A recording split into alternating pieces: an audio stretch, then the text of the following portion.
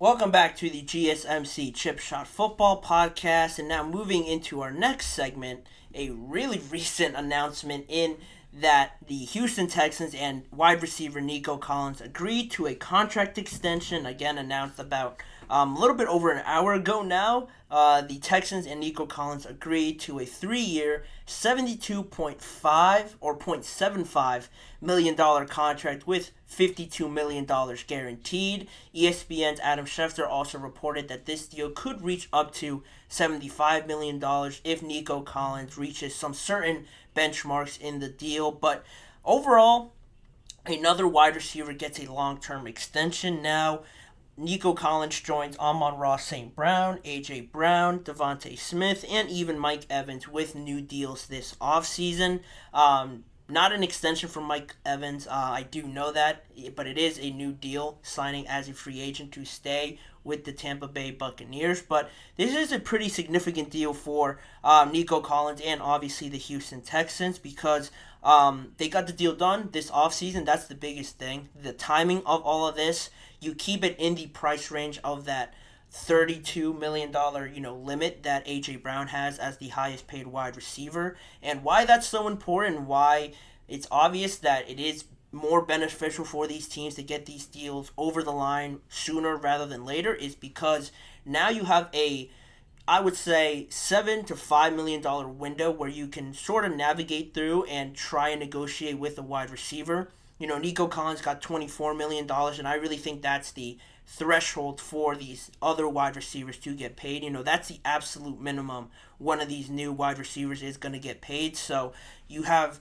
that at $24 million, and you have the limit at $32 million. So you're playing with about $8 million there to maneuver around there and sort of work out a deal in that range. And say if you waited maybe until next offseason or later in this offseason, if that grew, if Justin Jefferson got an extension or if CeeDee Lamb got an extension, that grew to $35 million, now you have a wider range of possible deals that could be worked out for your wide receiver. So that could obviously hinder you paying a little bit more than you would have if you would have done it earlier. So the Texans really just got that done in front of a lot of teams that still need to work out deals for their wide receivers. And Collins, more specifically into him and his playing out there on the field, he was going to play on the final year of his rookie contract this year. No fifth-year option for him because he was drafted in the third round in 2021. And he was supposed to make $3.1 million originally, but now that jumps obviously up to $24 million per year. And the deal is valid through 2027. And Nico Collins is only still 25 years old, so you still have him there for a good amount of years. And still have room to even extend him even after that, even further than that. When he's 28 or 29 years old, if he's still producing like he just did in this last year. And to compare it a little bit as to why I really like this value here for Nico Collins for the Houston Texans, if you look at his first 2 years and combine those two together and compare it to 2023, the receptions he got in 2021 and in 2022 combined, he had 70. Then in terms of yards, he had 927 total in those 2 years. Only 3 touchdowns in his first and second year combined, and also a total of 126 targets also in those first 2 years. And now you look at last season and this whole breakout season, not just for him, but for the entire Houston Texans team. In terms of receptions, he had 80 receptions just last year compared to those 70 that he had in his first 2. He tallied almost 1,300 yards. He had 1,297 total in yards, and also he tallied 8 touchdowns as well on 109 receptions. A big jump there in most of those stats other than targets. Clearly the best year he's had, and he established himself as C.J. Stroud's favorite target and that go-to guy, especially after Tank Dell got hurt. I think not only did they have to adjust, but I think Nico Collins and the Texans and head coach DeMeco Ryans did a good job of finding a way to still target Nico Collins and getting him open, scheming him open, and still getting him to produce. They got all the way to the AFC divisional round, so it all worked out very well for Nico Collins to earn himself this deal. And not only did CJ Stroud help him break out and have this season because he was there for 2 years before that, and it didn't really click with the quarterbacks that they had on their roster. Now CJ comes in, and his talent and his ability helps Nico Collins achieve his ceiling and really show everyone his true potential. It also works the other way around. I think Nico helped out CJ Stroud as much as CJ helped out Nico. It was a big reason why CJ won the Offensive Rookie of the Year last year and why he had crazy stats and one of the best rookie seasons for a quarterback in NFL history. And not to mention those two combined with the season you get out of Tank Dell, the superstars you found on defense. It helped the Texans to win the AFC South Division title and also make their first playoff appearance since 2019. And the scary part is that they're only really, just getting started with this, and it's really important that I think is that Nico Collins now is locked down. You have Tank Dell obviously locked down to his rookie contract. You extended Dalton Schultz as well this free agency, and you signed Stephon Diggs. So your main pieces on offense, and Joe Mixon is also signed still until 2026. So you have Joe Mixon, Nico, Tank Dell, and Dalton Schultz, your real main pieces signed for the foreseeable future. And you have Stephon Diggs, who is obviously a massive addition to this team to serve as that veteran and obviously still produce great numbers as a wide receiver one, still in the National Football League.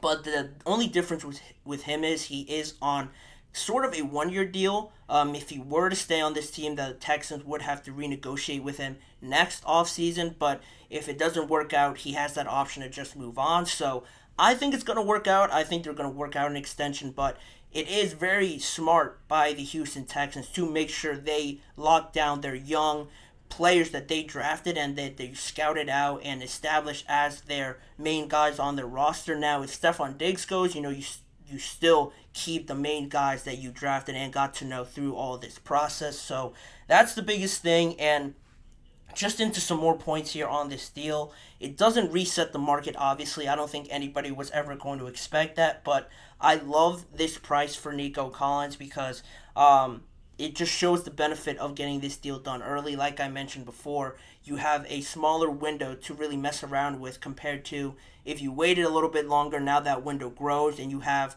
about $10 million, maybe $11 million to work with, where Nico could have gotten paid a little bit more compared to that $24 million he gets now on this deal. And he joins some wide receivers that already got their extensions. And if you want to compare him to another wide receiver that got an extension, like I mentioned before, Devontae Smith was another one, and he got about $25 million per year, which I think is a fair value and a fair estimation if you're comparing those two based on how much money they get, on how they produce. Similar sort of numbers there for Nico and Smitty.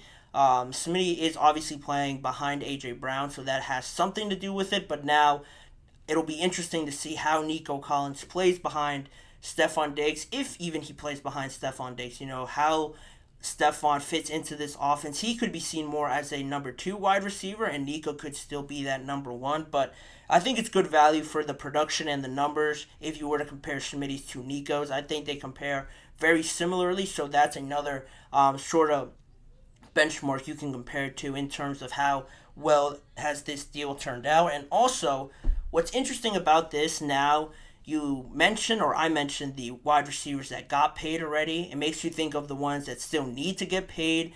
Obviously, Justin Jefferson and CeeDee Lamb will get a lot more, but a guy like Brandon Ayuk, I think, is pretty interesting to mention alongside Nico Collins because you look at the numbers and the production they produce. I talked about it yesterday, how Brandon Ayuk was reportedly looking for around $30 million because of the season that he had and the projection, sorta, that people estimate him to get to as maybe a number 1 receiver, potentially on another team. If you compare the stats of Brandon Ayuk to Nico Collins, Ayuk only had 5 less receptions at 75. He had more yards than Nico Collins at 1,342, and he scored 1 less touchdown at 7 touchdowns for the 49ers on 105 targets. So pretty much the same numbers there, but he got that as a number 2 receiver, so take that as you will. Brandon Ayuk, similar numbers to Nico Collins, but he is still number 2 at least on that list as the wide receiver there behind Deebo Samuel. So, how does that value sort of play into that contract negotiation? Brandon Ayuk, on paper, you look at the stats, 24 million for this guy. Why shouldn't Brandon Ayuk get 24 million as well if he's putting up the same numbers in a season where it was deemed as being his best season in his career? Well, the situations are a little bit different there for Nico and Brandon. Brandon is still serving as a number 2 wide receiver, so you could just imagine and hypothetically think that if Brandon was the only wide receiver on the 49ers, how much better could these numbers be potentially? Or maybe be a little bit worse if more teams are focusing in on him and they don't have that other threat opposite of him in Deebo Samuel to take away some of the pressure. I think that's an interesting thing to kind of pontificate a little bit here in this situation.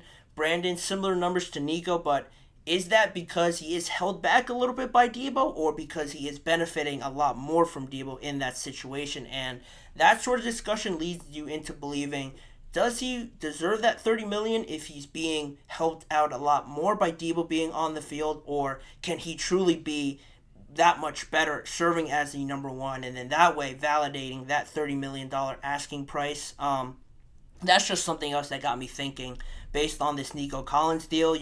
He gets 24 million, similar stats to Brandon, but different circumstances that you can interpret in very different ways. So overall, Nico gets a good deal. I love it for the Texans. I love them just checking off everything on their to-do list early rather than waiting around for it. That's what good organizations do, and now they could, again, just keep the main thing, and focus on football, solidifying one of their young stars and keeping one of the best weapons that C.J. Stroud had from last year to try and continue that success in 2024.